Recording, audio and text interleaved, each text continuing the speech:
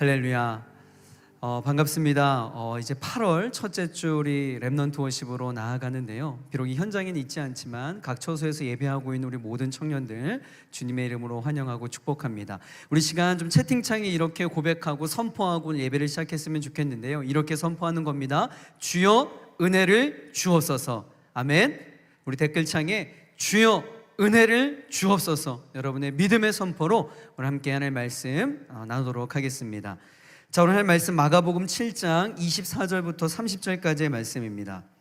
마가복음 7장 24절부터 30절까지의 말씀 우리 한 목소리로 함께 읽도록 하겠습니다. 24절입니다. 예수께서 일어나사 거기를 떠나 두로 지방으로 가서 한 집에 들어가 아무도 모르게 하시려 하나 숨길 수 없더라. 이에 더러운 귀신 들린 어린 딸을 둔 한 여자가 예수의 소문을 듣고 곧 와서 그 발 아래에 엎드리니 그 여자는 헬라인이요 수로보니게 족속이라. 자기 딸에게서 귀신 쫓아내 주시기를 간구하거늘 예수께서 이르시되 자녀로 먼저 배불리 먹게 할지니 자녀의 떡을 취하여 개들에게 던짐이 마땅치 아니하니라. 여자가 대답하여 이르되 주여 올소이다마는 상 아래 개들도 아이들이 먹던 부스러기를 먹나이다. 예수께서 이르시되 이 말을 하였으니 돌아가라. 귀신이 내 딸에게서 나갔느니라 하시매 여자가 집에 돌아가 본즉 아이가 침상에 누웠고 귀신이 나갔더라. 아멘. 자, 오늘 이 본문 말씀 가지고 부스러기 은혜라는 제목으로 여러분들과 함께 말씀 나누도록 하겠습니다. 여러분, 그 플라세보 효과라는 용어를 들어본 적이 있으실 겁니다. 약물에 효과가 없는 설탕으로 만든 가짜 약을 처방했는데 실제로 그 약이 효과를 나타낸다는 거죠. 효능은 없지만 약물에 대한 믿음이 환자에게 심리적으로 작용하여서 일시적으로 효과가 나타났다는 거예요. 놀라운 것은 2008년 설문조사의 결과에 따르면 미국 의사의 절반가량이요 위와 같은 이유로 가짜 약을 처방했다는 것으로 나타납니다. 분명한 뭔가 효과가 있다는 겁니다. 자, 그런데 반대로 노세보 효과라는 것도 있는 거 아십니까? 의사가 환자에게 가짜 약을 주면서 이번에는 약의 효능만이 아니라 부작용까지 경고를 하며 가이드를 해줍니다. 그런데 놀라운 사실은요, 이럴 경우에도 환자들이 실제로 가짜 약을 먹었음에도 불구하고 부작용을 호소한다는 거예요. 여러분, 이러한 실험은 무엇을 증명하는 것일까요? 좋은 효과든 나쁜 효과든 믿는 대로 드러난다는 겁니다. 진짜를 믿는 믿음뿐만 아니라 가짜의 대상에 대한 그런 믿음에 또 일시적인 효과가 나타날 수 있다는 거죠. 이것이 믿음이 가지고 있는 능력과 권세입니다. 무슬림들이 온몸에 폭탄을 칭칭 감고 자살 폭탄 테러를 하는 이유가 뭐예요? 그렇게 자신이 믿고 있는 알라를 위해 이 땅에서 희생을 하면 저 천국의 수많은 미녀들과 함께 행복하게 살 수 있다라고 하는 헛된 교리적 믿음을 가지고 있기 때문입니다.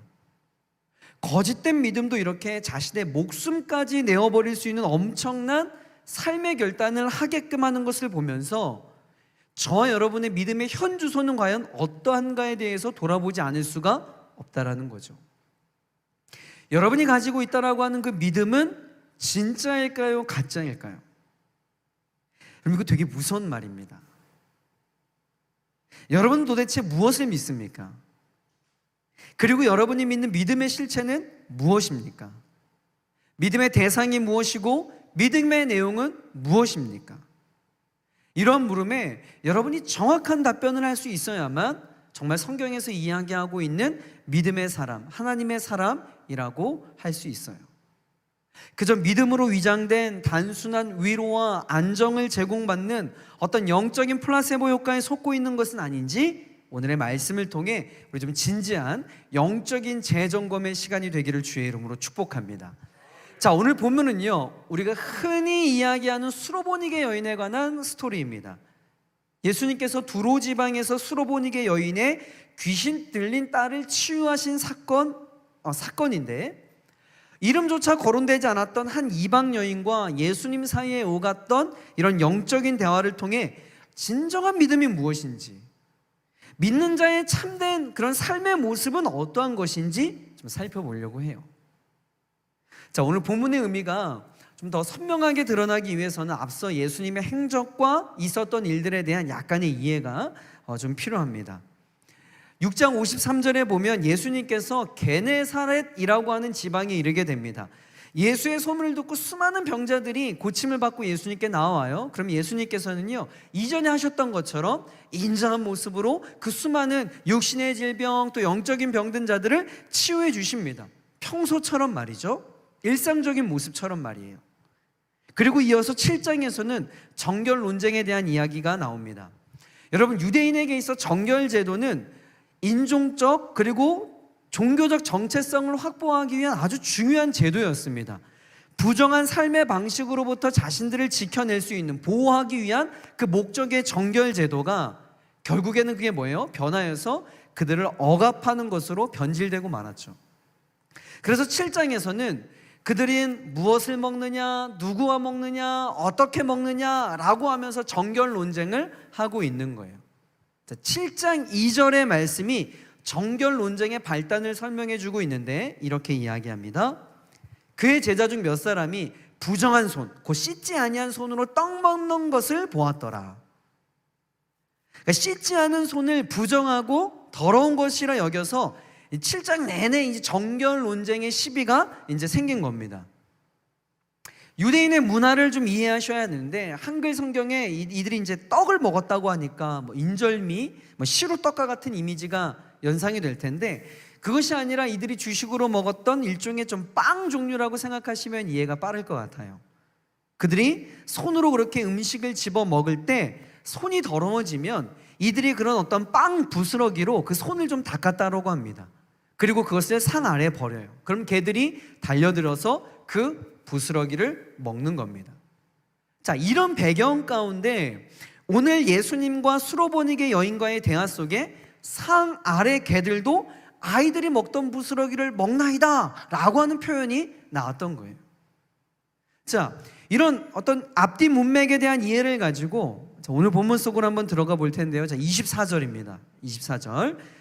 예수께서 일어나사 거기를 떠나 두로 지방으로 가서 한 집에 들어가 아무도 모르게 하시려 하나 숨길 수 없더라. 아멘. 자, 지금 예수님께서는요, 게네사렛을 떠나서 두로라고 하는 지방으로 가십니다. 두로는 갈릴리 북쪽 지중해 동쪽 해안에 위치해 있는 지역으로 지금의 시리아 지역이에요. 시리아. 그 당시 두로는요, 원양 항해술 그리고 공해술 이런 것들이 뛰어났기 때문에 상당히 경제적으로 부유한 지역이었다고 합니다.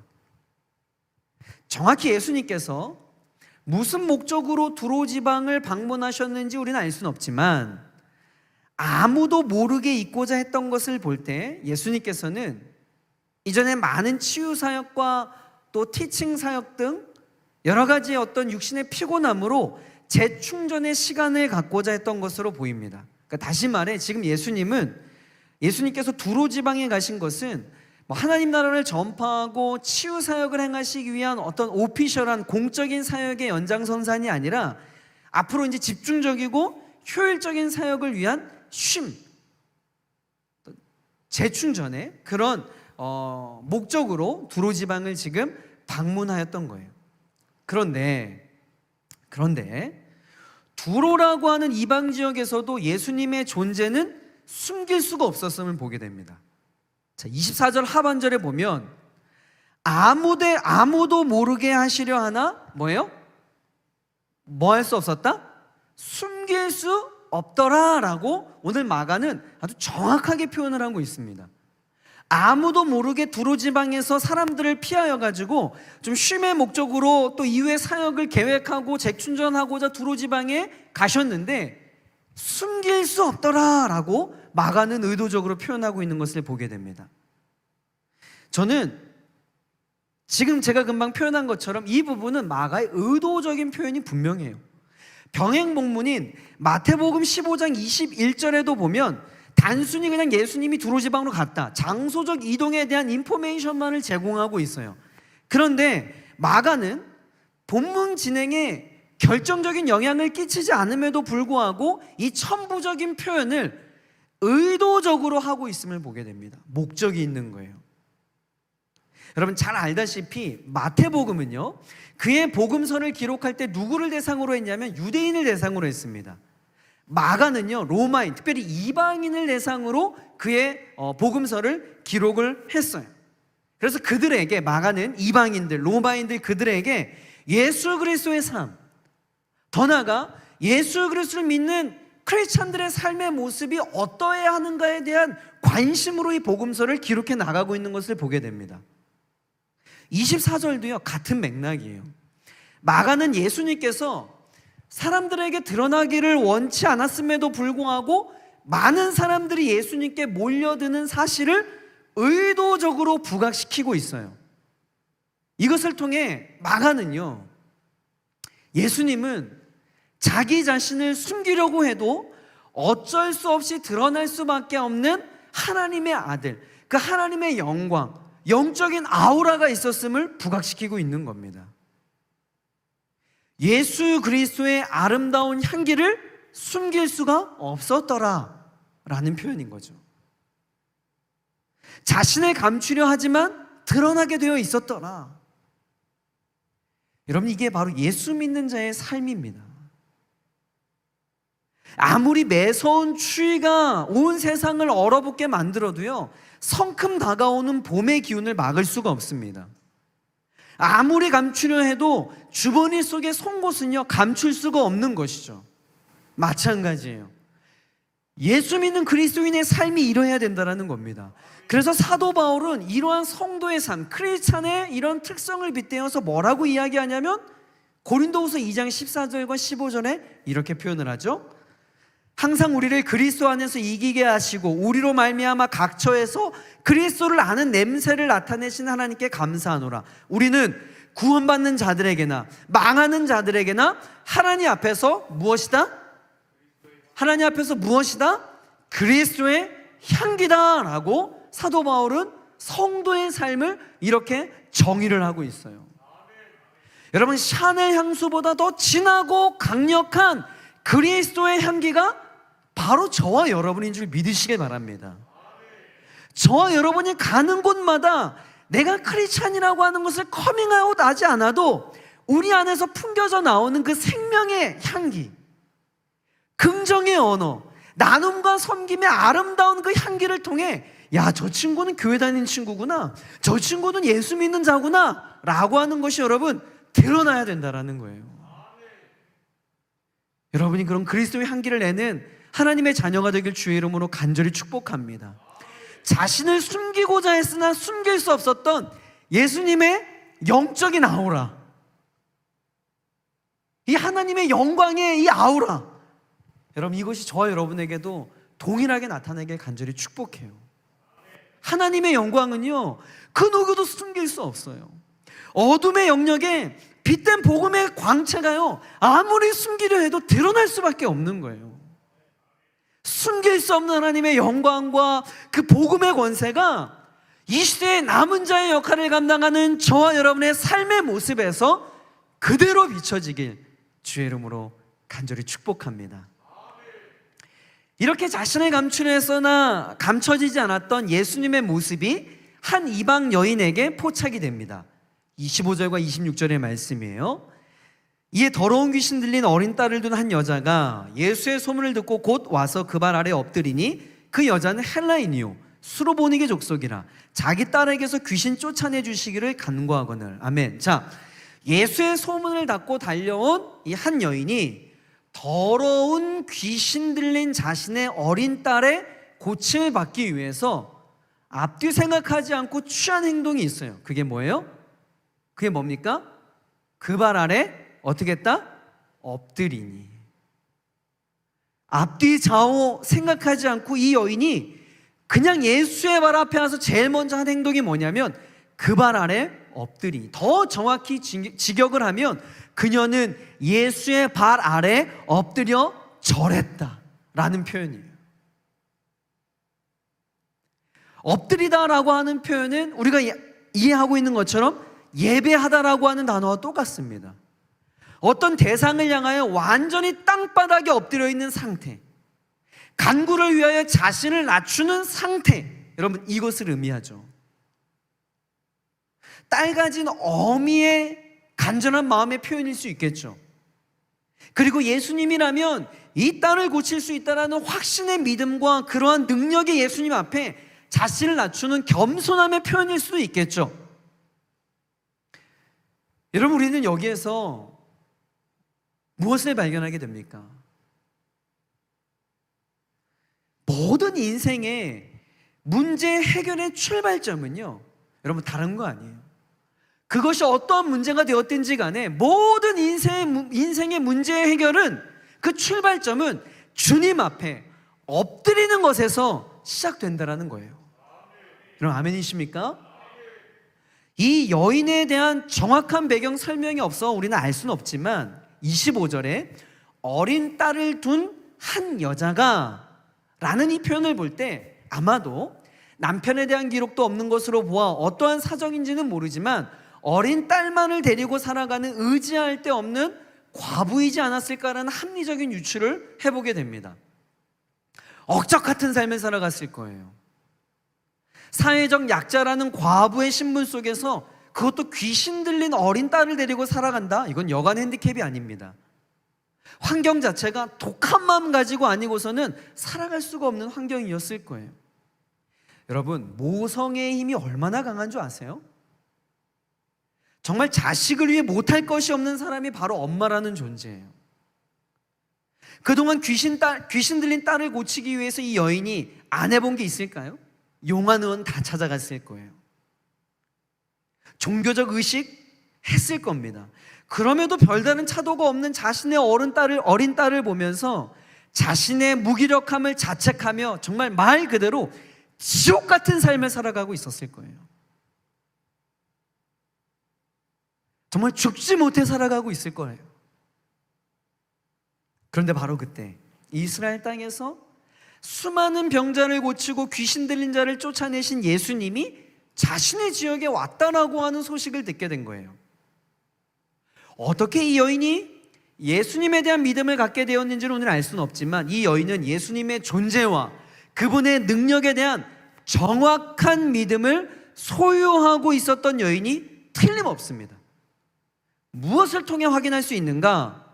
여러분, 병행 본문인 마태복음 15장 22절에서는 이렇게 표현을 하고 있어요. 제가 한번 읽어볼게요. 가나안 여자 하나가 그 지경에 나와서 소리질러 이르되 주 다윗의 자손이여, 주 다윗의 자손이여, 나를 불쌍히 여기소서. 내 딸이 흉악하게 귀신 들렸나이다. 여러분, 이건 놀라운 고백입니다. 그 당시 예수님을 따랐던 수많은 제자들과 무리들도요, 예수님에 대해서 뭐라고 불렀냐면 랍비요, 선생이요, 이렇게 호칭했다고요. 그런데 이방 땅의 한 여인이 예수님에 대해서 뭐라고 고백하고 있냐면 다윗의 자손 예수요, 주 다윗의 자손이요. 여러분, 이것은 예수님에 대한 정확한 대상에 대한 인식과 믿음을 소유하고 있었다라는 것을 반증하는 겁니다. 예수님에 대한 정확한 인식을 통한 믿음의 접근이었음을 우리는 해석할 수 있는 거예요. 그리고 앞뒤 가리지 않고 그분의 발 아래에 엎드린 행동은 예수님을 하나님의 아들로 인식했을 때에만 가능한 모습이라 우리는 해석할 수 있어요. 여러분, 인생의 문제를 안고 해답 대신 예수 그리스도 앞에 간구하여 엎드리는 이 여인의 지금 투박한 모습, 여러분, 이게 예배예요. 여러분, 이게 월십이에요. 여러분, 우리가 왜 예배해야 합니까? 피조물 된 우리가 창조주 되신 하나님을 경배해야 하는 측면도 있지만 인생의 해답이 예배 안에 있기 때문에 그렇습니다. 나는 아무것도 아님을 고백하고 내 인생은 주님의 손에 달려있다라고 하는 이 고백이 예배 안에서 고백되어질 수 있기 때문에 그러해요. 여러분, 이게 예배예요. 예배는 여러분 태도입니다. 어떠한 자세로 하나님께 나아가는가에 대한 반응이 예배예요. 주님 아니면 아무것도 아님을 고백할 수 있는 것이 예배자의 올바른 태도라는 거죠. 그런 측면에서 저는 매주 화요일 정기적인 이 화요 렘넌트 워십을 통해 우리 청년들이 끊임없이 하나님께 간구해야 될 기도 제목이 있다면 이거예요. 주여, 저를 불쌍히 여겨 주시옵소서. 저요, 주님, 저를 긍휼히 여겨 주시옵소서. 이러한 고백이 이 화요 렘넌트 워십 때마다 여러분의 입술을 통하여 고백되어지기를 주님의 이름으로 간절히 축복합니다. 그런 겸손함의 태도가 있으면요, 하나님은 그런 인생을 통해 일하시는 거예요. 실제로 오늘 본문은 그러한 측면을 부각시키고자 우리의 시선을 26절로 집중케 만들고 있습니다. 자, 26절 제가 읽어볼게요. 그 여자는 헬라인이요 수로보니게 족속이나 자기 딸에게서 귀신 쫓아내주시기를 간구하거늘. 자, 그런데 여러분, 헬라 원어 성경을 보면 한글 성경에는 번역되지 않은 접속사가 있어요. 그게 뭐냐면 영어로 말하면 but 이라고 하는 부정 접속사가 26절 맨 앞에 대라고 하는 게 있어요. 그러니까 다시 말하면 그런데 그 여자는 이라고 하는 표현이 오늘 원어 성경의 표현입니다. 그러니까 뭐예요? 앞에 이야기를 하고 있다가 이 여인이 그 앞에 예수의 발 앞에 무릎 꿇었다. 그런데 말이지.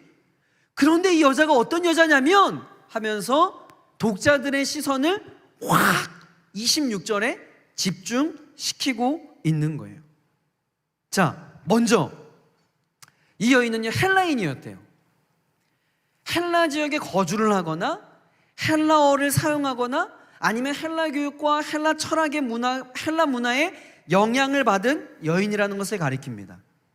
그리고 실제로 그녀는 수로보니게 족속이었다라고 밝히고 있어요. 이것은 시리아를 뜻하는 수로, 그리고 페니키아를 뜻하는 보니게가 합쳐진 말로 당시 보니게는요 행정상 시리아에 속한 지역이었어요. 그런데 여러분, 이 페니키아 제국이라면 그 당시 레바논, 시리아, 이스라엘 북부 지역의 모든 영토를 점령했을 만큼 막강한 힘을 지니고 있었던 제국이었습니다. 그래서 고대 페니키아의 후손이라고 하면 엄청난 민족적 자긍심, 민족적 자부심이 있던 사람들이었어요. 자, 그러니까 정리하자면 지금 상황이 이런 겁니다. 시리아 페니키아 족속의 헬라 문명권에 있었던 그리스 여자, 좀 더 과장하면 아주 도도하고 콧대가 높은 귀족 출신의 여자, 혈통이 우수하고 지배자이며 경제적으로 풍요로운 수로보니게 여인이 로마의 조그만한 속국, 그것도 보잘것없는 나사렛 출신의 볼품없는 예수라고 하는 한 청년의 발 앞에 납작 엎드려 자신의 힘으로는 도저히 해결할 수 없는 인생의 문제를 안고 간절하게 간구하고 있는 아이러니한 모습이 오늘 본문 25절과 26절의 모습이라는 거예요. 그걸 지금 부각시키고 있는 거예요. 봐라, 지금 이 모습이 어떤 모습인지 아니? 독자들의 시선을 지금 이 말도 되지 않은 아이러니한 상황을 우리들에게 설명하고 있는 겁니다. 여러분, 헬라에 속한 수로보니게 족속의 이 여인, 이 모습만 봐도 여러분, 모든 인생에는 여러분 문제가 있어요. 모든 인생에. 겉으로 보기에는 풍요롭고 안정적인 삶을 살아가고 있는 것처럼 보여도 그 내면을 들여다보다 보면 문제없는 인생이 없다고요. 어떻게 보면 수로보니게 여인의 배경을 볼 때 지금 예수님의 발 아래에 엎드린 모습은 정말 충격적인 모습이죠. 신분과 배경과 그 당시의 환경을 본다면 이건 정말 충격적인 이야기예요. 그런데 여러분, 이것보다 더 충격적인 모습이 뭔지 아세요? 모든 자존심을 내려놓고 예수의 발 앞에 엎드린 이 수로보니게 여인도 정말 충격적인데, 더 충격적인 장면은요, 그런 모든 자존심을 내려놓고 예수의 발 앞에 무릎 꿇은 그 여인을 향한 예수님의 아주 쌀쌀맞은, 아주 차가운, 이전에는 볼 수 없었던 예수님의 반응이라는 거예요. 27절 제가 한번 읽어볼게요. 예수께서 이르시되 자녀로 먼저 배불리 먹게 할지니 자녀의 떡을 취하여 개들에게 던짐이 마땅치 아니하니라 라고 이야기하는 거예요. 지금 이 말씀이 여러분 과연 우리가 알고 있는 예수님이 직접 말씀하신 것인가 라는 의심이 들 정도로 지금까지 보였던 모습과 너무나 상반되는 모습이에요. 아까 게네사렛에서도 그러지 않았거든요.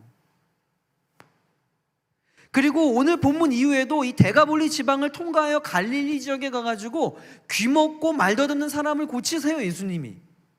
이전에도 이후에도 예수님은 그런 모습을 보여주셨어요. 그런데 유독 여기에서 이 자녀의 떡을 취하여 개들에게 던짐이 마땅하냐. 와우, 세도 너무 세요. 완전 독설. 그래서 어떤 신학자는 이 부분을 잘못 삽입된 성경 구절이다, 예수님이 말씀하신 것이 아니라 주변 사람이 어떠한 말이 인용된 것이다, 다양한 그런 해석들이 있어요. 근데 여러분, 27절의 말씀만 두고 본다면 지금 예수님께서 수로보니게 여인을 향해 나의 모든 사역은 나의 잃어버린 양으로서의 유대인을 향한 것이 우선이기 때문에 이방인이 너까지 신경 쓸 겨를이 없다. 그냥 갈래? 가줄래? 그러면서 유대인을 향한 예수님의 관심을 드러내기 위해서 사용한 표현에 우리가 당황하는 것인데, 자녀의 떡을 취하여 개들에게 던짐이 마땅치 아니하다. 이것만 본다면, 유대인을 자녀로 표현했다면 이방인인 수로보니게 여인을 향해서 뭐라고 이야기하고 있는 거예요? 뭐와 같다? 개와 같다. 개와 같다라고 이야기하고 있는 거예요. 만약에 이 시대에 이 언론인들이 악마의 편집을 한다면 헤드라인에 왜곡된 민족주의 앞잡이 예수, 수로보니게 여인을 향해 인종차별의 발언을 해 충격, 이렇게 아마 헤드라인 뽑아냈을 거예요. 그런데 이것은 여러분, 이방인을 향한 경멸의 표현이 아니에요. 경멸의 표현이었다면 예수님께서 이 여인의 그 믿음을 칭찬한다거나 또 이 여인의 기도를 응답해 준다거나 이것이 해석이 되지 않아요. 또한 이것은 예수님께서 이방인들을 구원의 대상에서 제외시켰다라는 표현도 아닙니다. 단지 구속사의 경륜상 이스라엘이 복음을 먼저 받는 순서의 측면에서 말씀한 거예요. 그러니까 본문에서도 자녀로 먼저 배불리 먹게 하라. 먼저. 그렇죠? 둘째, 셋째, 다음 순서가 있는 것을 전제한다면 구원이 유대인에게만 독점적인 것이라 그렇게 말씀하지 않은 거예요. 사도 바울도 로마서 1장 16절에서 보면 이렇게 이야기하잖아요. 내가 복음을 부끄러워하지 아니하노니 이 복음은 모든 믿는 자에게 구원을 주시는 하나님의 능력이 됨이라. 먼저는 누구? 유대인에게요. 그리고 헬라인에게로다. 그러니까 여러분, 이거는 경멸의 표현도 아니고요, 복음의 제한성을 주장한 표현도 아니라면 이것은 분명 다른 의도가 있는 표현이라는 거예요. 예수님이 의도성이 있는 표현이라는 거죠. 그건 뭐냐면 그 여인을 향한 경멸조의 말씀을 던짐으로써 그 여인의 대답을 통해 이 여인의 진정한 믿음을 시험해보고자 했던 것이 이 예수님의 의도였다라고 하는 합리적인 해석을 우리가 해볼 수 있게 된다라는 거예요. 그러니까 마치 이런 거죠. 여인의 신분이나 민족적 배경이나 재정적 상황을 볼 때 이렇게 자신의 자존심을 모두 내려놓고 예수의 발 아래에 엎드린 것이 단순히 그냥 모든 사람들이 그러한 것처럼 딸의 치유를 위한 모성애적인 측면의 동기였는가, 아니면 진정한 믿음으로부터의 출발이었는가에 대한 일종의 테스트였다라는 거예요. 다시 말해 이 여인은 진정한 예수 그리스도를 향한 예배자였는가에 대한 점검이었던 거죠. 자, 27절에 인격 모독과 같은, 너는 개와 같은 거야 라고 하는 예수님의 발언에 만약에 이 수로보니게 여인이 잠깐 지금 뭐라고요? 진짜 해도 너무하네. 예수, 당신 말 다 했어? 다시 내가 뭐 개라고? 막 이렇게 하면서 내가 진짜 고개 숙이고 들어가니까 날 띄엄띄엄 보네. 내가 누군지 알아? 나 페니키아의 족속의 후예야. 어디 식민지 민족의 이 젊은 사람이 말이야, 너무 감정이입이 된 것 같아요. 연기를 하네. 이렇게 만약에 달려들고 덤벼들었다면 여러분, 이 여인은 여전히 인생의 문제 앞에 좌절하고 낙심하며 절망하며 지옥과 같은 삶을 살아가고 있었을 겁니다. 그러나 수로보니게 여인은요, 그 예수님의 테스트에 어떻게 반응해요? 28절 말씀입니다. 자, 우리 다 함께 읽어볼게요. 시작. 여자가 대답하여 이르되 주여 올소이다마는 상 아래 개들도 아이들이 먹던 부스러기를 먹나이다. 완전한 인격 모독과 같은 예수님의 발언에 자신의 신분과 모든 것을 내려놓고 겸손과 겸비함으로 반응합니다. 주여 옳습니다. 당신의 말이 맞습니다. 주여. 여러분, 놀라운 것은요, 마가복음에서 처음으로 주라고 하는 단어가 사용된 첫 번째 표현입니다. 여러분, 이 시대의 문명권에서 주, 퀴리오스라고 하는 것은 그 당시에 황제에게만 불려졌던 호칭이에요. 퀴리오스, 주. 아까도 예수님이 12제자도를 랍비라고 불렀다고요. 그런데 이방 여인은 퀴리오스, 주라고 하는 호칭을 예수님께 쓰고 있는 겁니다. 마가복음 전체를 통해 예수님을 주라고 고백한 첫 번째 여인이 바로 이 여인이에요. 아무리 자신의 상황이 나빠져도요, 모든 사람들이 그렇게 자신을 부인하고 겸손하게 낮추지 못합니다. 그러나 자신의 존재에 대한 정확한 인식, 믿음에 대한 대상에 대한 정확한 이해를 한다면 여러분, 정말 이 여인처럼 철저하게 자기 자신을 낮출 수 있게 되는 것이죠. 유대인들에게 주님이라고 인정받지 못하였던 예수님이 이방 땅에서 이방 여인에게 제대로 주님이라고 그렇게 대접받았던 거예요. 수로보니게 여인은 예수님께 지금 이렇게 답변하는 겁니다. 주님, 유대인이 하나님의 자녀라면 이방인은 저는 예수님 말씀처럼 개가 맞습니다. 그리고 유대인이 식탁에 차려진 풍성한 음식을 먹듯이 하나님의 그런 다함이 없는 은혜를 누리고 살아가고 있다면 개와 같이 비천한 자신은, 개와 같이 비천한 저는 그 상에서 떨어지는 부스러기와 같은 은혜만이라도 주시면 저는 살아갈 수 있습니다. 주님, 저를 불쌍히 여겨주세요. 주님, 저를 긍휼히 여겨주세요. 그 조그만 은혜라도 저에게 허락하여 주시면 제가 살 수 있습니다. 여러분, 지금 이 수로보니게 여인이 보여주고 있는 이 겸손함이 단순히 인간적인 겸손함일까요? 아니에요.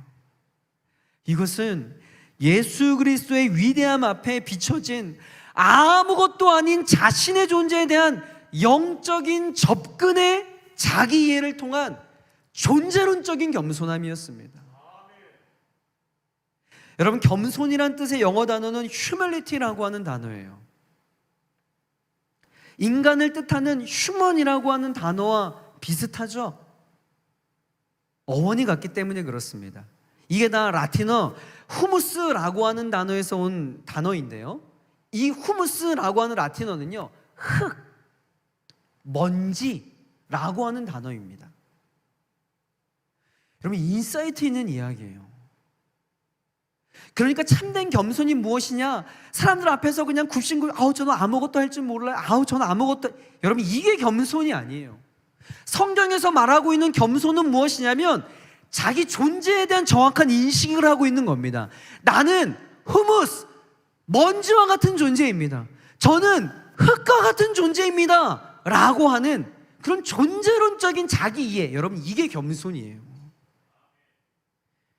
여러분, 지금 이 시대에 우리에게 필요한 것이 이와 같은 겸손의 믿음의 자세 아니겠어요? 입으로는 겸손을 외치지만 하나님보다 자신을 그 더 높은 곳에 두어가지고 자신의 인생을 자신의 뜻대로 계획하고 살아가고 하나님을 주물러 폈다 하고 있는, 여러분, 그러한 삶을 살아가고 있지는 않으세요? 하나님께서 부어주시는 은혜의 부스러기라도 감사함으로 받겠다는 심정이 아니라 가려가면서 통째로 주시지 않으면 은혜를 받지 않겠다라고 으스레 떨고 있는 건방진 삶의 자세를 여러분 취하고 있진 않냐고요. 여러분 언제부터인가 여러분 제 자신에 대한 고백이기도 합니다. 우리에게 영적인 헝그리 정신이 없어졌어요. 대형 교회에서 다양한 시스템이 갖추어진 그런 편안한 환경 속에서 생활하다 보니까 뭐라도 된 듯이 착각하면서, 여러분 이거 아니에요. 기타 반주 하나만으로도 눈물 흘리며 그렇게 가사에 담겨진 그 은혜로 그렇게 찬양했던 영적인 헝그리 정신이 없다고요. 그때 갈급함이 있었던 그때, 하나님이 주신 은혜가 아니면 단 하루도 살아갈 수 없다라고 고백했던 그때의 시절을 여러분 절대 잊어서는 안 된다라는 거예요. 하나님께서 주시는 부스러기 은혜만으로도 충분하다고 하는 이런 영적인 헝그리 정신을 회복하길 주의 이름으로 간절히 축복합니다. 이런 여인을 향해 예수님께서 병행본문인 마태복음에 보면요, 여자요, 내 믿음이 크도다라고 칭찬을 해주세요. 어쩌면 마태복음 8장에 예수님께서 백부장의 믿음을 칭찬하신 내용과 저는 일맥상통하다고 봅니다. 백부장의 하인이 중풍병으로 고통당하고 있을 때 예수님께서 내가 가서 고쳐주겠다라고 하자 백부장이 뭐라고 이야기해요? 마태복음 8장 8절에 아닙니다 주님, 다만 말씀으로만 하세요. 말씀만 해주시면 내 하인이 나을 줄 제가 믿습니다.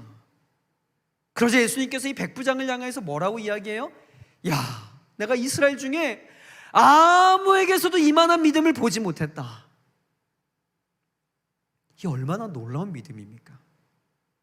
실제로 오늘 본문에서도 예수님께서 수로보니게 여인의 믿음을 칭찬하면서 29절에 이렇게 말씀해요. 예수께서 이르시되 이 말을 하였으니 돌아가라. 귀신이 내 딸에게서 나갔느니라 하심이, 이 말을 하였다라는 것은 이 여인이 예수님을 향해서 퀴리오스, 주여 라고 고백하고 부스러기 은혜만으로도 충분합니다라고 하는 이 여인의 겸손함의 신앙 고백을 들었을 때 예수님께서 이렇게 이야기하는 거예요. 가라, 내 딸이 치유받았다. 안수기도 해주신 거 아니에요. 직접 딸에게 찾아가서 치유 사역하신 거 아닙니다. 가보면 딸이 고침받았을 것이라는 말을 들었을 때 이 여인은 아무런 의심을 하지 않고 순종했어요. 저는 이 말씀을 묵상하는데요, 저 같았다면 어떻게든 예수님께서 고쳐주시겠다는 내용 증명서를 받거나, 아니면 예수님을 끌고 질질 끌고 가더라도 이 귀신 들린 딸에게 현장으로 전 데려가겠어요. 그런데 여러분, 이 여인은요, 가라, 돌아가라, 귀신이 내 딸에서 나갔다, 이 말을 하자 이 여인은 아멘 하고요, 집으로 돌아가요. 평안히 돌아갑니다. 기도 응답에 대한 확신을 가지고 돌아가요. 30절, 여자가 집에 돌아가 본즉 아이가 침상에 누웠고 귀신이 나갔더라. 아멘. 그럼 말씀을 정리하겠습니다. 사랑하는 우리 청년 여러분, 교회라고 하는 제도권의 안에 있다는 것을 믿음으로 착각하시면 안 돼요. 정기적인 종교 활동을 하고 있다는 것을 여러분 믿음으로 착각하시면 안 됩니다. 믿음의 대상에 대한 정확한 이해와 신앙 고백이 있어야 믿음이에요. 다윗의 자손 주 예수여, 퀴리오스 주여 라고 하는 믿음의 대상에 대한 정확한 신앙 고백이 있어야 합니다. 그리고 믿음의 대상인 하나님의 광대하심과 그 하나님의 위대하심 앞에 섰을 때 자신은 그저 휴무스, 먼지와 같고 흙과 같은 존재임을 깨닫고 철저하게 겸손함으로 주님 앞에 나아가는 예배의 자세가 있어야 여러분 믿음입니다. 인생의 수많은 문제들을 만날 때 제일 먼저 예수의 발 앞에 엎드리는 것이, 이것이 바로 믿음이에요. 믿고 구하는 대로, 그리고 주님께서 말씀하여 주신 대로 응답되어진다라고 하는 이 기도 응답의 확신을 갖는 것이 여러분 믿음입니다. 주여, 오늘도 저를 불쌍히 여겨주시옵소서, 저를 긍휼히 여겨주시옵소서. 주님이 주시는 부스러기 은혜가 아니면 저는 오늘 하루를 살아갈 수 없습니다 라고 고백할 수 있는 것이 여러분, 이게 믿음이에요. 사랑하는 여러분, 여러분은 믿음의 사람이 맞습니까? 올바른 믿음의 태도로 하나님을 예배하고 계세요? 이 물음에 수로보니게 여인처럼 부스러기 은혜라도 허락해달라고 간구하는 저와 여러분, 또 오늘 이 밤이 되길 간절히 소망합니다. 오늘 말씀을 듣고 우리 함께 좀 찬양하면서 나아갔으면 좋겠는데, 여러분 잘 알고 있는 찬양이에요. 오직 예수뿐이네 라고 하는 찬양인데, 여러분 이 가사의 고백이 저 여러분의 고백이 되었으면 좋겠어요. 은혜 아니면 살아갈 수가 없네. 여러분, 이 수로보니게 여인이 예수님 발 앞에서 외치면서 했던 그 고백이 이 고백 아니겠어요? 은혜 아니면 저는 살아갈 수 없습니다. 호흡마저도 다 주의 것입니다. 주님, 저를 불쌍히 여겨주시옵소서. 이 수로보니게 여인의 그 믿음의 고백을 오늘 이 찬양으로 함께 올려드렸으면 좋겠습니다. 은혜 아니면 살아갈 수가 없네. 호흡마저도 다 주의 것이니 세상 평안과 위로 내게 없어도 예수, 오직 예수뿐이네. 은혜 아니면 살아갈 수가 없네. 아멘. 호흡마저도 다 주의 것이니 세상 평안과 위로 내게 없어도 예수, 오직 예수뿐이네. 그 신계획 다 볼 수도 없고 작은 고난에 지쳐도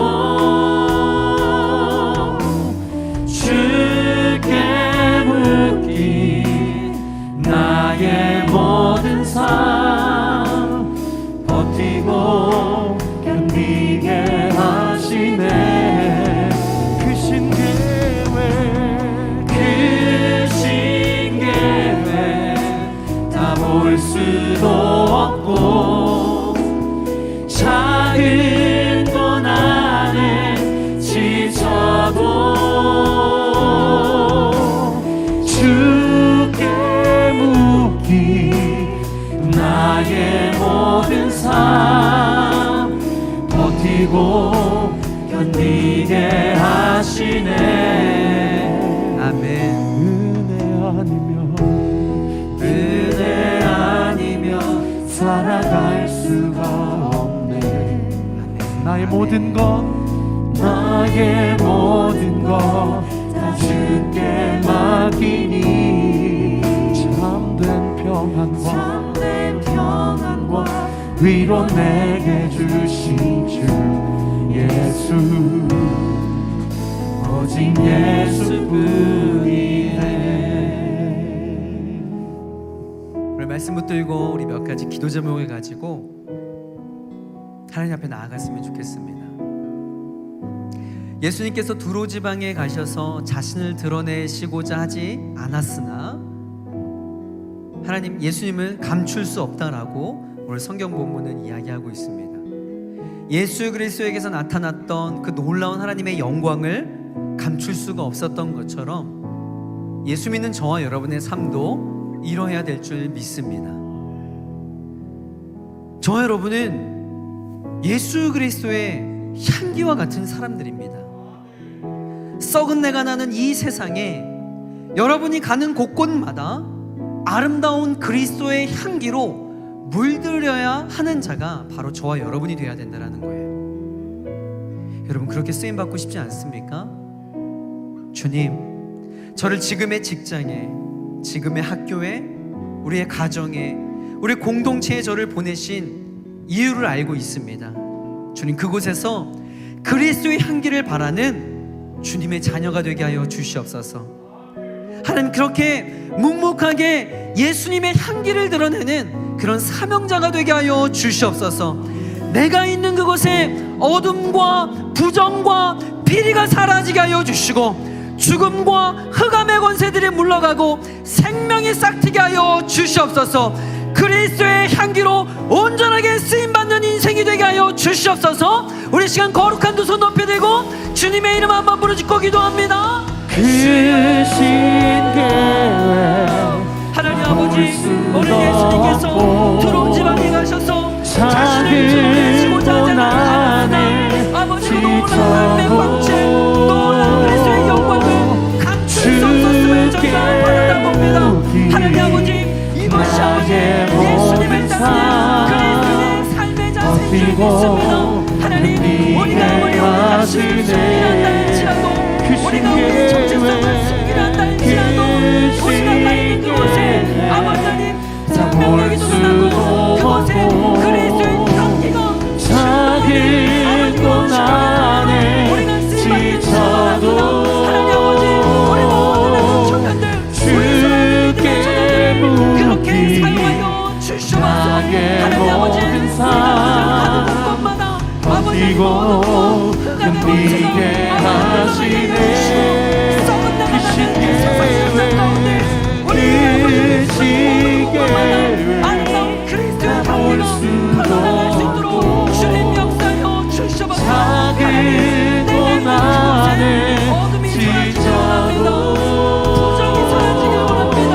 하나님, 주께 이곳에 모든 묻기 일이 사라지게 하여 주시고, 나의 죽음과 모든 흑암의 권세들이 예수의 이름으로 이곳 쫓김을 받는 견디게 놀라운 역사를 하게 하여 주시옵소서.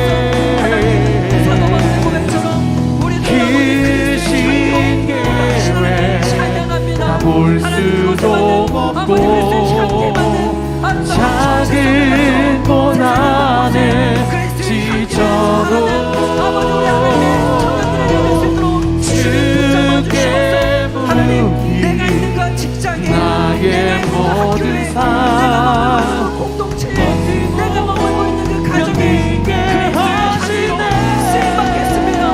주님, 그렇게 쓰임받겠습니다. 주여, 내 안에 생명력 되시는 예수 그리스도, 그 아름다운 그리스도의 향기가 아버지 더욱더 작은 곳 안에 지쳐도 주께 묻기 나의 모든 삶 버티고 견디게 하시네.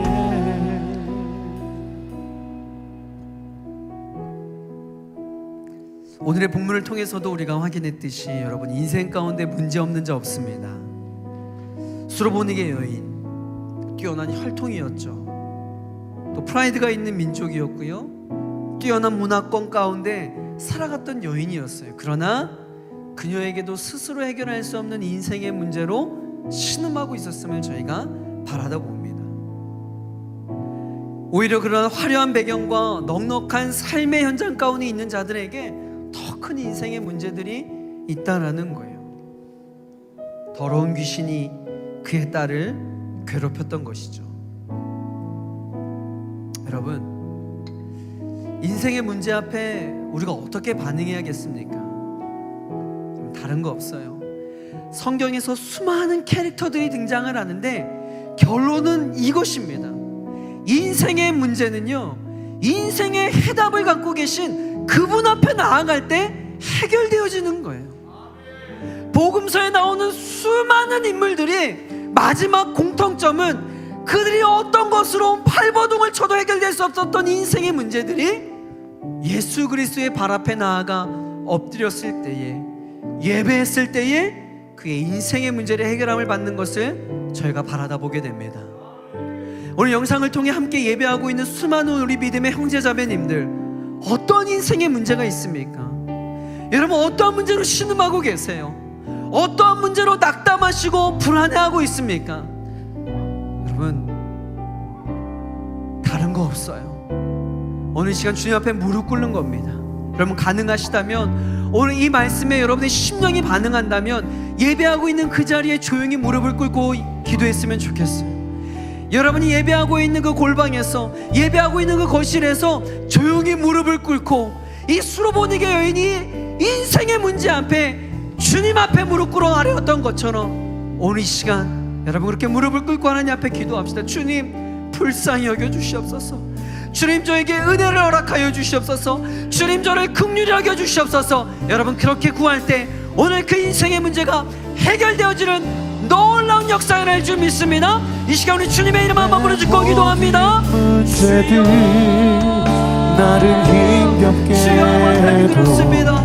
하나님 아버지 수로보니게 여인 아버지 하나님 많은 여러 가지 아버지 하나님 화가 있었습니다. 아버지 한란철학과 해상문화에 아버지 하나님 정말 아버지 그 화려했던 아버지 문화권에 살았던 여인이었습니다. 아버지 하나님 경제적으로도 잘했을지 모르겠습니다. 하나님 민족적인 프라이드가 있었습니다. 하나님 그러나 그 여인에게도 누구에게도 말할 수 없었고 누구도 해결할 수 없었던 그 인생의 해결할 수 없는 문제가 있었음을 바라봅니다. 하나님 주신이 어떤 자신의 딸 아버지는 어떤 방법으로 해결할 수 없어 낙담하며 좌절하며 지옥 같은 삶을 살아가는 여인에게 아버지는 마지막 인생의 해결은 예수를 수밖에 없었음을 여인이 믿고 그 말을 우리가 간구하며 나갔던 것을 저희가 바라봅니다. 하나님 이러한 영적인 원리를 우리가 깨닫기를 원합니다. 하나님 오늘 아버지의 말씀에 새기고 각자의 예배 처소에서 오늘 또 하나님 앞에 나아가는 모든 심령들마다 아버지의 문제가 해결되어지는 놀라운 역사가 있게 하여 주시옵소서. 이 시간 나스렛 예수 그리스도의 그 모든 인생의 문제는 해결되는 해결되는 아버지 아버지 우리의 무릎에 인생의 답이 좀 있습니다. 인생의 답 대신 예수 그리스도 앞에 철저히 우리가 자존심을 내려놓고 아버지 주님만 추구하며 주님만 찾고 나가는 그런 우리가 되어지도록 주님이 역사하여 주시옵소서. 그렇게 주님을 대비합니다. 그렇게 주님을 찾고 구합니다. 아버지 그렇게 주님을 경배합니다. 아버지 그렇게 나아갈 때 주여 아버지 역사해 주시오 문장을 주시옵소서. 하나님 아버지 불과 10년들마다 회복되어지는 역사가 있게 하여 주시옵소서. 아버지 하나님 회복되어지는 역사가 있게 하여 주시옵소서. 해결한 받는 역사가 있게 하여 주시옵소서. 치유라는 역사가 있게 하여 주시옵소서. 주의 뜻이 이룰 수 있으리라. 모든 문제들 나를 힘겹게 하나님의 은혜가 필요합니다. 피하지 않는 오늘 살아내리라. 소망이 보이지 않는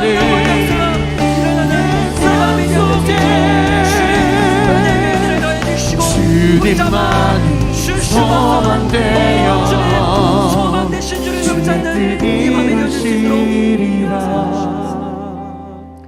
하나님 아버지 그렇습니다.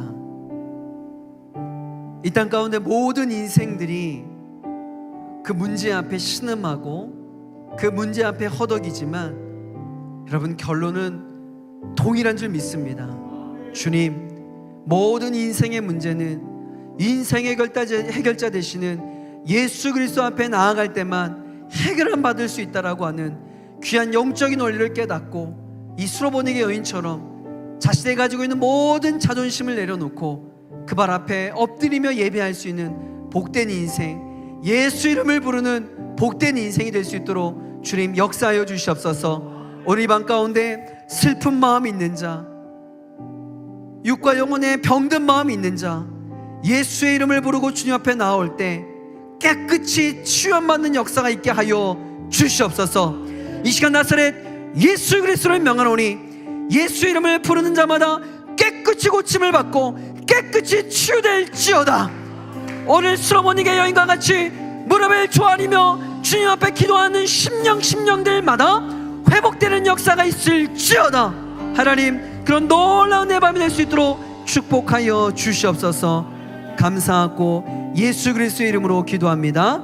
아멘. 우리 함께 찬양하겠습니다. 우리 슬픈 마음 있는 자, 몸과 영혼 병든 자, 예수 이름 부르시오. 우리 믿음의 고백으로 이 찬양 함께 하겠습니다. 슬픈 마음 있는 자, 몸과 영혼 병든 자, 누구든지 부르시오. 예수 이름 부르시오.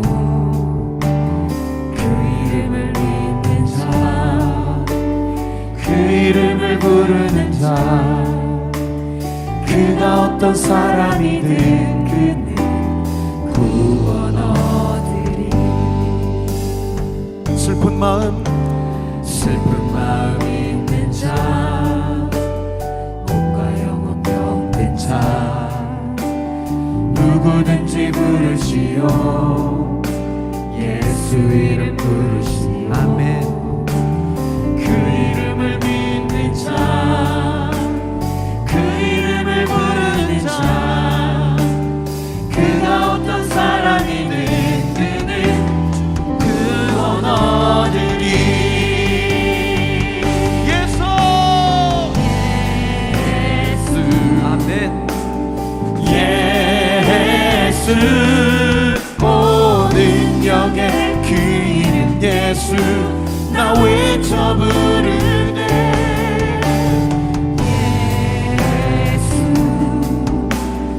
예수 오 구원의 그 이름 예수 나 외쳐 부르네. 예수 그리스도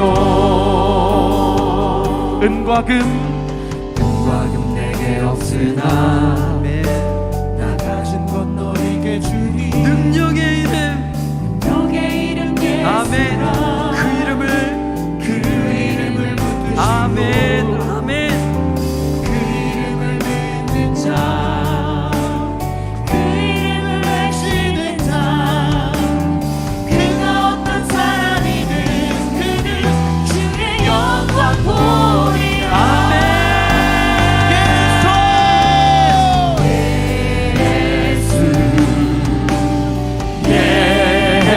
예수 오 능력의 그 이름 예수 나 외쳐 부르네. 아멘.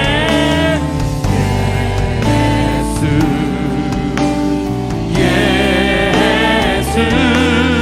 오 구원의 그 이름 예수 나 외쳐 부르네. 예수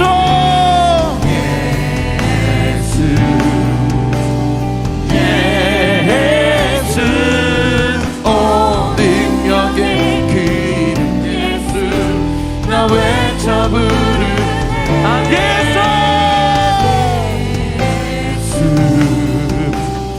예수 오 구원의 그 이름 예수 나 외쳐 부르네.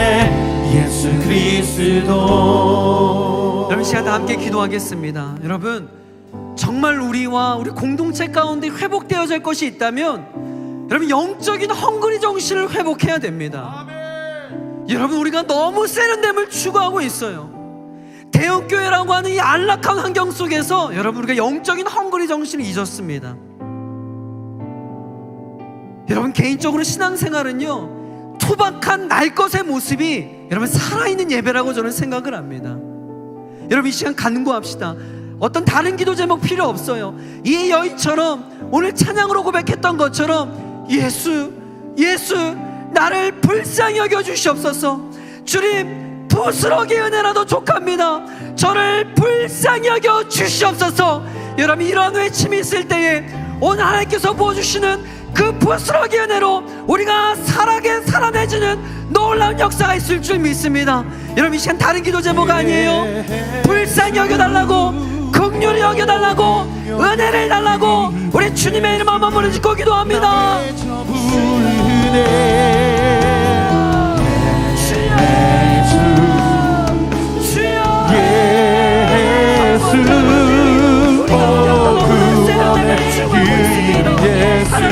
우리 안에 영적인 헝그리 정신이 살아났습니다. 하나님 우리 안에 날 곳에 예배가 아버지 안에 살아났습니다.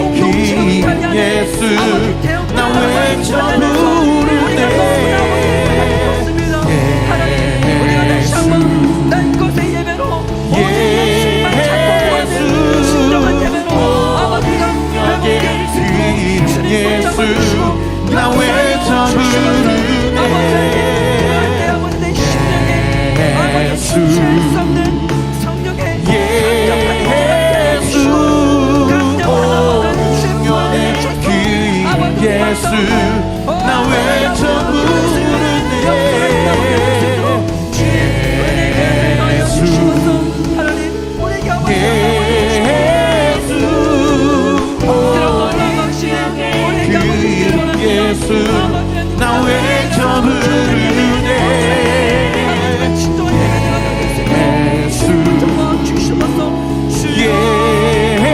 예수 구원의 그 이름 예수 나 외쳐 부르네